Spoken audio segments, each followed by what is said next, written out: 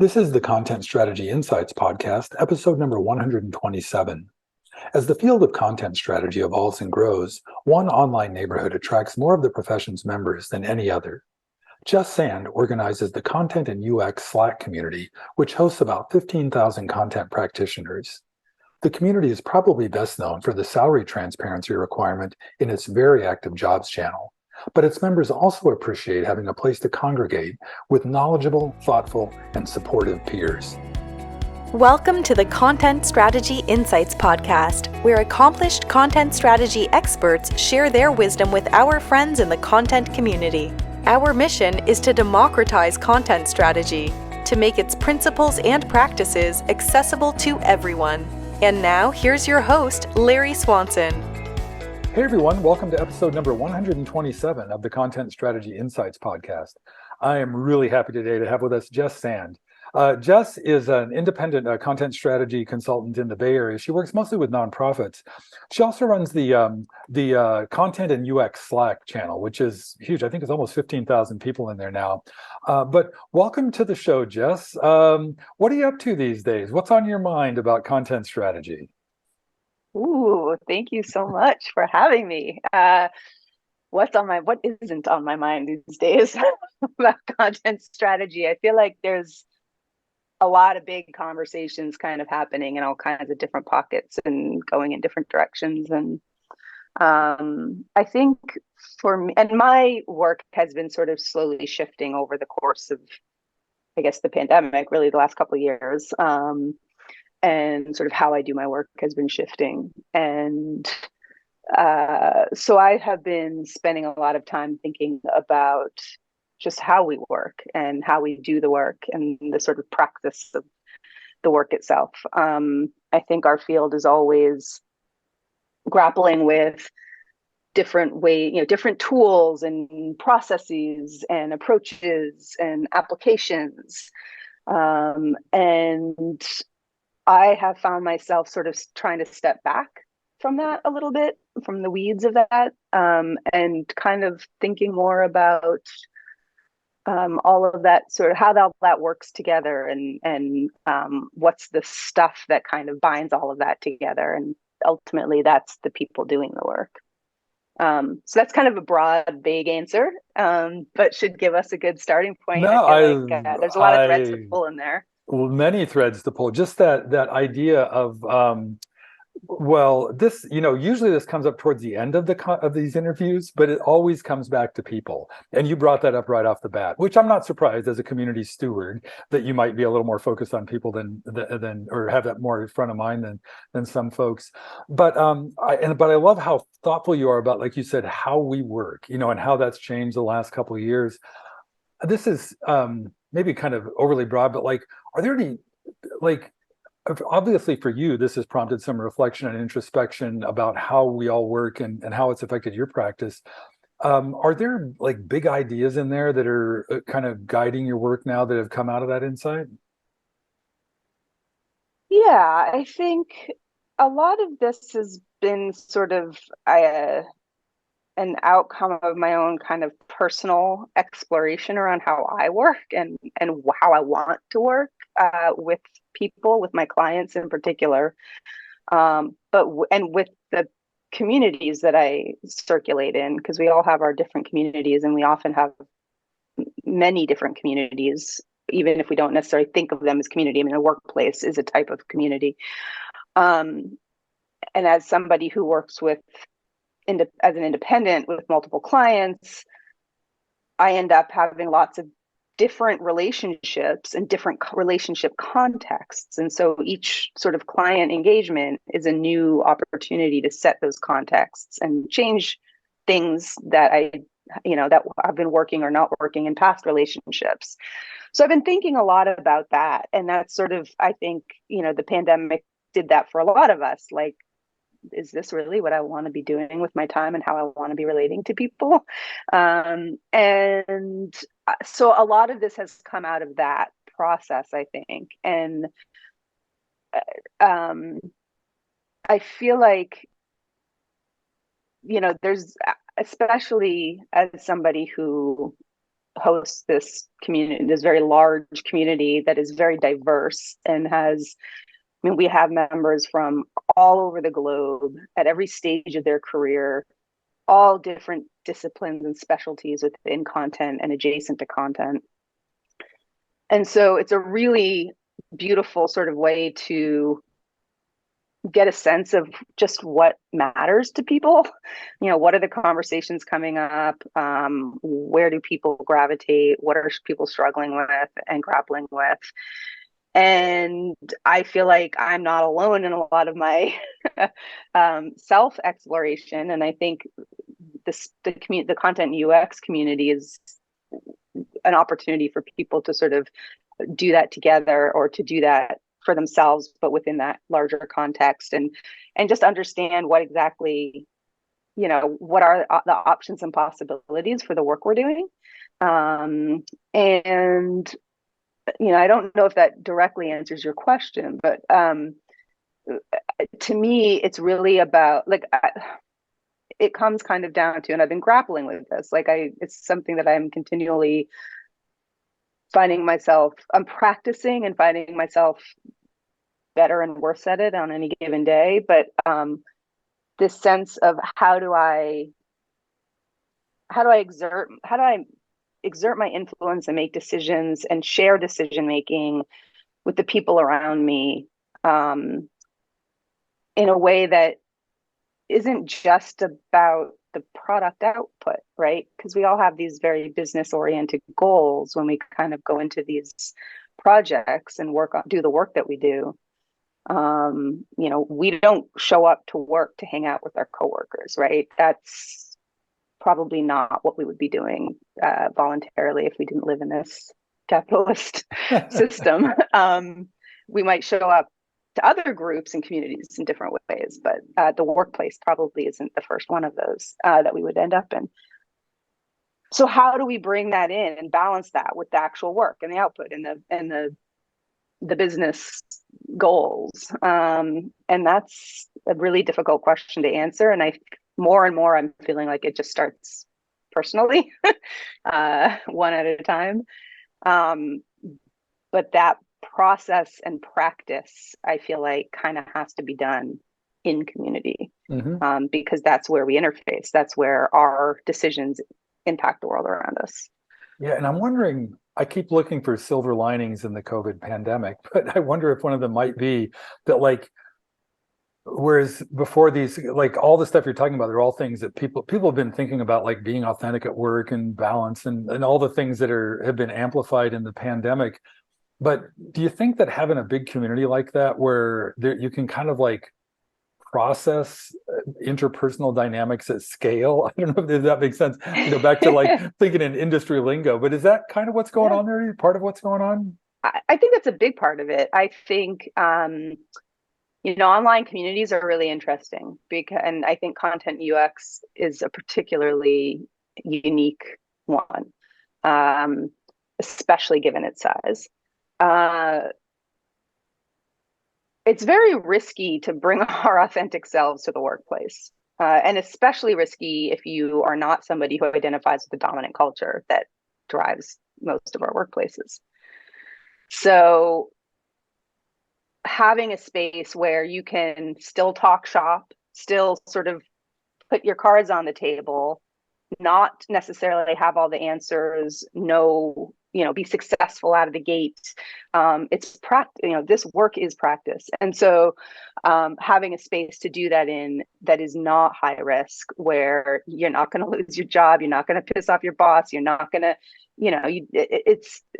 I think it's really critical. And content UX provides that. And I think, we've spent a lot of time reinforcing an inclusive sort of set of values and practices and ways of communicating with each other in the group, which is unique to an online space. It's very, online communities, as we know, can be incredibly scary places. And so we've worked hard to try to counter that and really lean heavy on support and inclusivity and kindness and compassion. And I think that, I mean, it makes all the difference. And especially when you're talking about professionals, this is still, I mean, at the end of the day, this is kind of like a professional affinity group. We call it a professional support group. And I think, that's unusual, having that kind of support and compassion and care, and sort of be the underpinning values for this kind of discussion, for these kinds of discussions that are often specific to the work we're doing. Yeah, I think with the way you just said that, it's like we all want to bring that support and compassion and care to our end users, our customers that we're working with.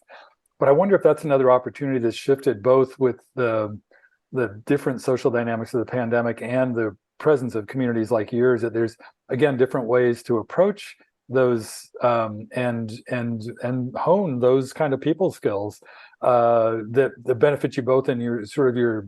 It sounds like mostly the benefit of that community is that people feeling supported and have, like, you're not it doesn't sound like you're articulating it as like a community of practice. It's more like a supportive community of people who practice the same things or similar things. And people are there, people are in the weeds in that group. It's like, we're getting writing advice, and, should it be this word or that word? And it's very in the weeds often, but it's often not. And there's a lot of camaraderie and a lot of,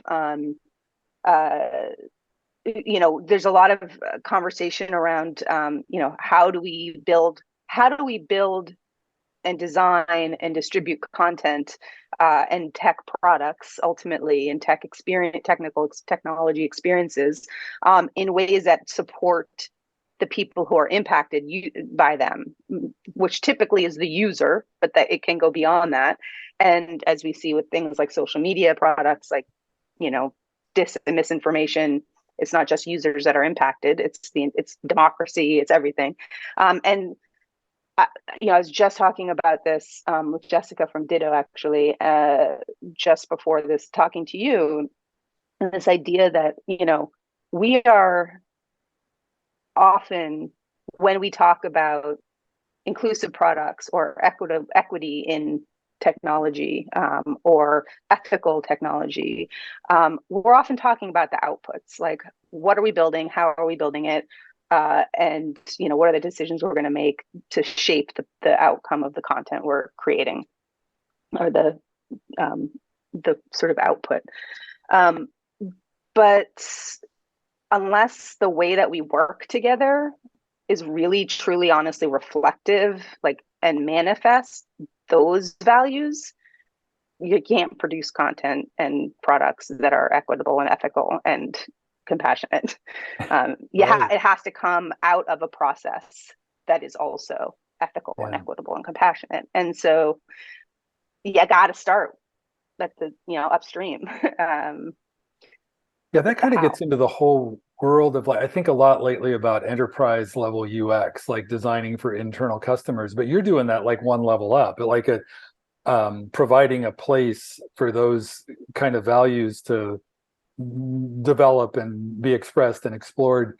I'm wondering if that gets, another thing that we were talking about before we went on the air that's going on right now is that, Christina Halverson recently announced that she was going to end Confab after 2023. And part of the reasoning she gave for that is that the field is way more diverse now in practice ways. Like, she articulates as content design, content marketing, content engineering, content ops. I think those are the main buckets she put it into. But I'm wondering, how does that affect those conversations? Or do people in your community tend to congregate around those kind of practice areas? Or are they finding these, like, issues of ethics and equity and justice and things like that? Are they uniting at, like, different levels around things? It's a really interesting question. It's a deep question, actually. So this gets me thinking about the architecture of our spaces, of our space. And I don't want to jump ahead too quickly to that, but because I want to spend time in what you've actually asked, which is, yes, and what we have found in content and UX is that, one, I have not been able to keep up with that shift in our field has been fairly rapid. It's sort of snowballing, and I've noticed it over the last two and a half years, just through our growth. Like we went, when I first inherited this group, management role, host role, whatever, was back in 2018, I think. And we were a couple thousand people maybe. And I haven't looked at the numbers in detail, but I would like anecdotally say that like the vast we started to grow pretty rapidly then, but really since 2020, probably 2020-ish, last couple years, it's just blown up. We probably went from 10,000 to 15,000 in that time. And I think that's reflective of this change in the field, right? And this stuff that Christine is talking about, that as the field has become more defined and found its space within business in particular, next to often UX, which has kind of opened the door, I think, for the content field within that context, within the business context. Our community has certainly reflected that shift and that diversity. We've also become more global, and I think that's also true for the industry, for the field. We have seen growth in membership from Africa and India, and these places with developing markets that are starting to become strongholds of technology themselves.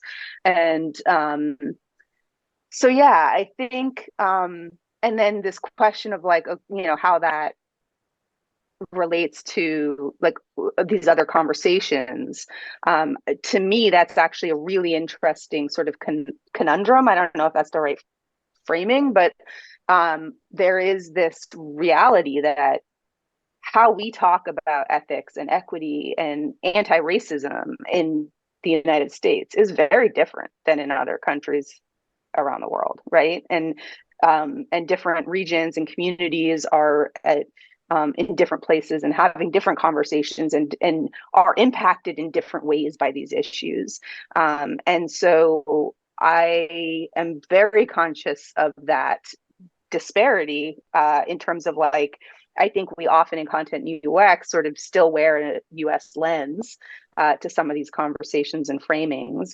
I think a lot of that, when I talk about the architecture of the space and keeping up, like we've had this long-standing need to completely overhaul our channels. It's a Slack space, and which is not necessarily ideal for this kind of community, but it works well enough. But it's got some issues, and the channels have grown organically, and we've always been very conscious about keeping things extremely content centric. But we have a lot of channels that have proliferated over the years that get much more, more and more granular. And we've sort of put a moratorium on creating new ones at this stage because it's conversations become siloed, and then they start to disappear and become less visible to the group as a whole. And so this to me is one of the reasons I want to move towards this more collective stewardship model in the group, where I can step back and not be sort of the host, but really just sort of facilitate a more community-based decision-making process.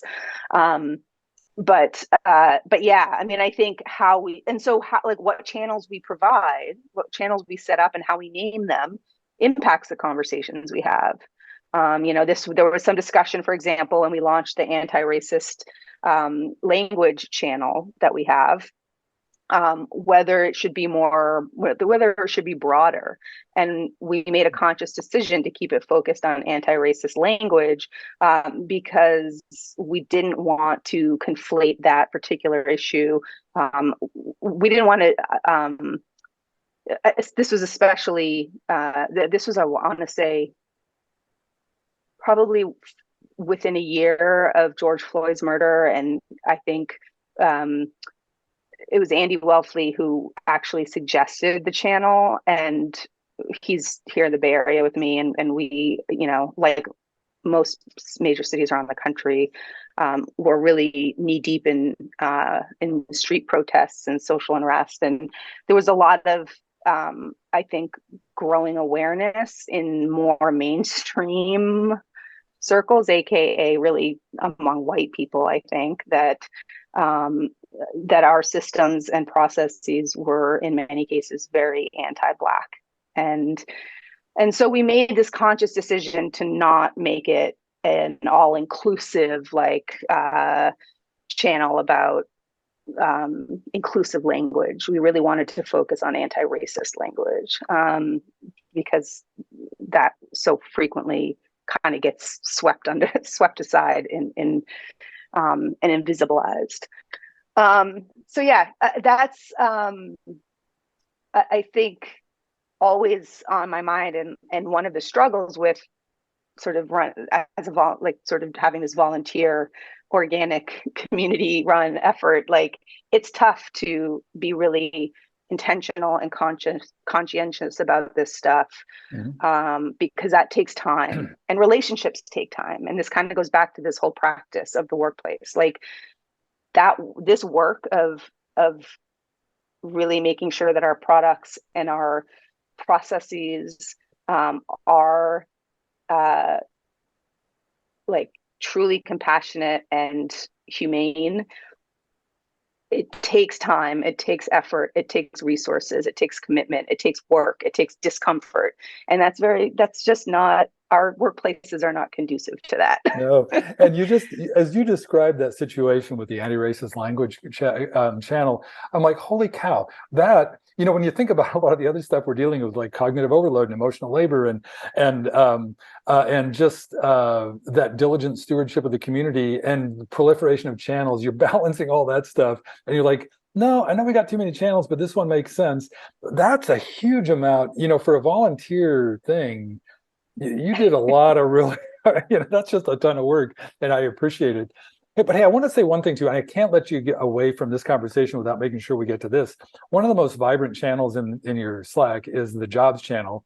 And one of the things that makes it, I think, so interesting to people is the policy of salary transparency, which is coming up in other contexts as well. Can you talk a little bit about that? Because that's another, I think, equity issue. And I mean, it's an important issue in a lot of ways. Yeah. Yeah. I mean, this is, I feel like, probably the most tangible advocacy thing we've really been able to do, that has really had an impact, like an actual tangible impact. I'm not very good at measuring it, but I get messages all the time about how people have changed their practices at work because of this. So we introduced it softly with some like disincentivizing posts that don't disclose salary. But ultimately, we made the decision that we were going to make it a hard and fast rule. So we, since I think 2020, have required all job postings to go through a form, it's an automated form, and they must include salary details. And that includes freelance gigs, need to include a budget. We don't allow unpaid internships to be posted. So we do allow volunteer roles, like pure volunteer roles, that are very transparent in that. But it's been an interesting process because for the most part, like when we floated the idea, it got mostly positive response, but there were some vocal detractors. There were a lot of people who were worried that it was going to limit the opportunities, and this attitude of like any opportunity is a good opportunity, that like we can't even, like, we got to take what we can get, just because it doesn't have a salary. Like I don't want to, I don't want that to be held back from me, or I want to be able to share something I came across, and if it doesn't have a salary, I can't do that, and that seems really limiting. And it was this very, kind of scarcity mindset, and we made the decision to do it anyway because we had a lot of discussion on the admin team at the time, and we did a member survey and got some really helpful feedback, and came to the sort of decision that at the end of the day, like, this was both tactical. It's not going to solve the pay inequity problem. I mean, so, statistically, people of color, women, LGBTQ, folks with disabilities are statistically paid less, right? And And there's a lot of sort of unconscious bias that is built into the hiring process. And this was a very tactical way to address a piece of that. But we knew that wasn't going to create salary parity, pay parity, right? That's not going to fix the solution. But as one of the most visible and largest communities in the field, it sets a standard and it sparks a conversation, and it creates a space for the conversation. People can go back to their employer, they can go back to their recruiting team, their HR team, and say, "Hey, I have this captive audience of specialists who are perfect for this role." Then probably the largest place in you'll find the most number of these people in one place, but I have to disclose salary in order to share this position. And that has changed minds. We have had, like, I continue to get messages from people saying, "Hey, this allowed me to make the case for something I've been pushing for, and we finally went ahead and did it." And some of our most vocal detractors at the time have become some of our biggest advocates of this policy, and have changed their own workplace policies. So it's kind of, for me, it's this like, it doesn't solve the problem. It's not a cure-all, but it creates the space for us to have the conversation, to acknowledge the systems that are at work and the dynamics that are at work, and to start thinking about what our own role is in that, and what can we do just in our little circle and sphere to do things a little bit differently. And it snowballs. It really does. And we're seeing that, right? Like, legislation is now, we're seeing that roll out from state to state. I mean, California just passed SB 1162. And it has some flaws, but it's a pretty significant step forward, requiring employers to disclose salary and job postings, in addition to reporting pay scales for disaggregated data like race and ethnicity and gender or sex. Yeah. And you probably didn't have that intent 4 or 5 years ago when you took over the community, but all of a sudden you're realizing, wow, we can have an impact. All get together but it wasn't a tidy, painless process. You had to, community always requires work, but you did it. And here we are with Gavin Newsom signing a bill that ensconces what and it wasn't about. like a straight line, not, no, it's like, I get, yeah. And I'll say, and it wasn't my decision caused this, did this. Like, I brought this idea to content UX because I'm also in another community in which a woman raised the issue and said, "Hey, should we require salary on job postings because of this issue, because of the pay disparity?" And it was only by having conversations with her and going through that process in that space that I was able to, that even occurred to me to bring it to content UX, and that I was able to have those conversations as well with this community. And this is the ripple effect, right? And it doesn't happen. It's not like one day I was like, "Hey, let's do this," and now, we do this great thing. It's this process, and it requires people participating. Now it's like, this is the beautiful thing. Now somebody accidentally posts a job post, posts a listing without salary, and 3 people will jump on the post and be like, "Hey, don't forget, this is the rule. This is this is why. Here's the article. Here's the form." Like, and we've all come to this like recognition that, like, as a community, this is what we want to support. Yeah, I love that. That response, it inspires a whole other conversation about kind of cross-community collaboration and cross-pollination. But hey, I can't believe we're coming up close to time already. Just this always happens. I knew this was going to happen. I could literally talk to you forever. But hey, before we wrap, is there anything that's come up in the conversation, or just anything that's on your mind that you want to make sure we talk about before we wrap up? Oh boy. I think, these are all really sort of big issues that we've been talking about. And sometimes it feels really overwhelming. And I think feels really serious and really like the stakes are really high. And I think for me, I've just been trying to, and this may come, I mean, I've recently discovered meditation and have fallen into a daily practice over the last bunch of months and it's been really remarkable to me just how it's kind of resonated with me that this is all personal practice and this is all practice. It's like, you got to try it, see what feels good, what doesn't feel good, adjust, live in the discomfort, recognize that that's how you reach the next phase. And it's little by little, it's conversation by conversation, it's encounter by encounter, it's word by word. And that is what makes it manageable and, for me, exciting, because it means that we actually have a lot more control and power and influence than we realize. And being able to find that agency at the sort of micro level allows us to then apply it at a macro scale as we get better at it and as we, touch other people and they touch us and grows. So I guess that's where I'll leave it. No, that's beautiful and genuinely inspirational to me. Anyway, that notion that we've all got the power and it's easier to find it and identify and express it with community interactions and community support. Thank you. Especially in this day and age and in these systems that we're working in, this is when we need community most. No kidding. That's right. It's so easy to just get lost in these technical rabbit holes. And thanks for pulling us out. So thank you. I really appreciate having these conversations with you, and I look forward to the next one. Likewise. Oh, hey, one last thing before we wrap, Jess. What's the best way for people to stay in touch, to connect with you online or? Yeah. So my website is jessicasand.com. And one sand, S-A-N-D, one single grain of sand. I have a contact form there. People are welcome to reach out. I have a newsletter that I rarely send out.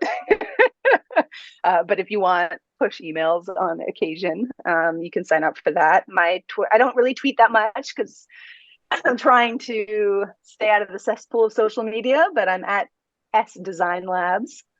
And contentux.org. If anybody is interested, we welcome all folks working with content, celebrating content, the content experience, content adjacent. And there's a sign up form there. It's free. It's lovely. And we would love to see you there. I would second that. It's a lovely community. And I think one of the best ones I've ever experienced online. Well, thanks so much, Jess. Really enjoyed the conversation. Thank you, Larry. It was great talking to you. Thank you for listening. If you can think of a friend who might enjoy this episode, please share it with them. And please join us again for our next content strategy interview.